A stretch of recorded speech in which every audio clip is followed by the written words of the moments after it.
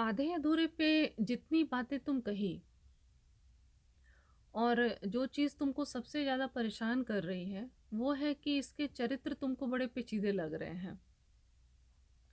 और तुम्हें ऐसा लग रहा है कि ये जो चरित्र हैं, ये ऐसे क्यों हैं? ये चरित्र जो सामान्य तौर पर उपन्यास या कहानियों में या नाटकों में होते हैं, सीधे सरल एक रेखीय चरित्र वैसे नहीं हैं। क्योंकि इनके जो रचनाकार हैं इस नाटक के, मोहन राकेश, उन्होंने इस नाटक के संबंध में लिखा भी है कि यह नाटक जो है मेरी ही तरह अनिश्चित है। मैं इसमें हूं, ठीक है, और मेरे होने से ही इसमें सब अनिश्चित है।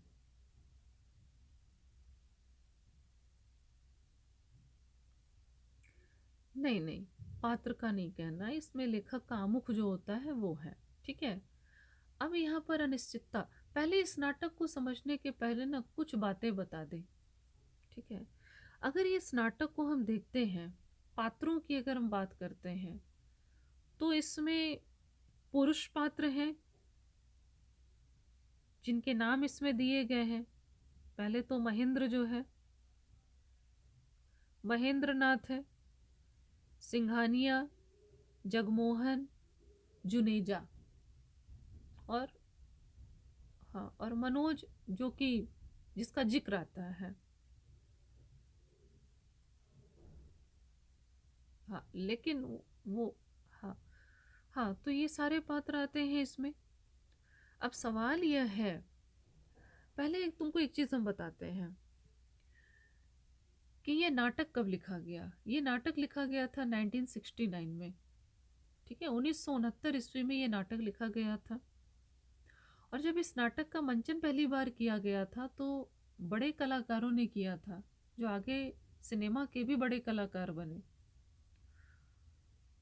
ओम शिवपुरी, हिमानी शिवपुरी, इन लोगों ने अभिनय किया था। और जैसा कि रंग निर्देश है, उसी अनुसार इस नाटक में एक ही पात्र जो है वो चारों पुरुषों की भूमिकाएं करता है। महेंद्रनाथ की भी, जगमोहन की भी, जुनेजा की भी, और सिंघानिया की भी।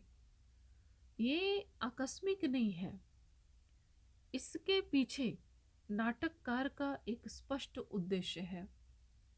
और स्पष्ट उद्देश्य यह बताना है कि हम जिस पूर्णता की तलाश में भटकते रहते हैं और उस पूर्णता को पाने के लिए हम अपने विकल्प बदलते रहते हैं, जैसे कि सावित्री इस नाटक में अपने पुरुष मित्रों को बदलते रहती हैं, वो विकल्प का बदलना है। लेकिन फिर भी अंत तक वो संतुष्ट नहीं है।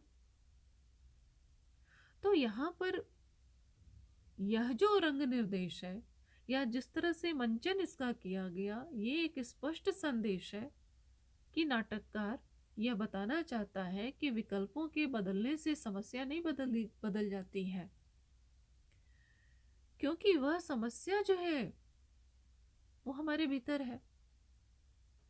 अभी जो तुमने कहा कि बिन्नी जो है वो अपने पति से लड़ करके या संतुष्ट होकर के अपने माँ के घर आती है, क्योंकि मनोज उसे हमेशा कहता है कि तुम कुछ ऐसा अपने घर से ही लेकर के आई हो।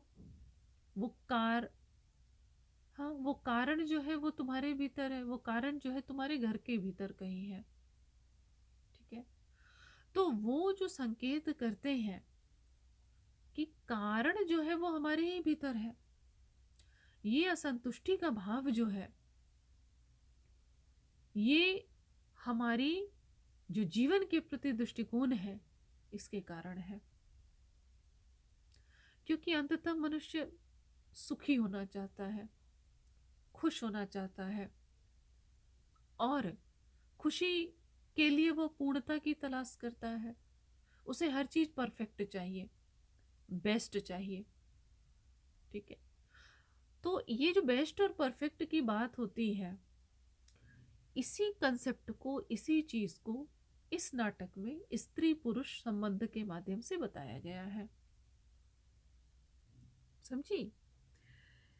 अगर हम पूरे नाटक को पढ़ते हैं तो इसमें जो प्रमुख प्रमुख बातें उठाई गई है, उसमें स्त्री और पुरुष के संबंधों के बीच का तनाव है, पारिवारिक विघटन है कि किस तरह से परिवार टूट रहे हैं, परिवार नाम की संस्था जो है उसका समाज शास्त्रीय दृष्टिकोण से और परिवार के सदस्यों का मनोवैज्ञानिक दृष्टिकोण से अध्ययन इसमें किया गया है। समाज में जो बदलाव आए हैं उन बदलावों के परिप्रेक्ष्य में परिवार नाम की संस्था को और उसके बीच स्त्री और पुरुष की स्थिति और स्त्री और पुरुष के बीच के आपसी संघर्ष, तनाव को भी इसमें अभिव्यक्त किया गया है। साथ ही साथ रिश्तों के बीच में जो इंसान अकेला है, ये भी आज की बहुत बड़ी हकीकत है कि अपनों के बीच होकर भी मनुष्य अकेला होता है।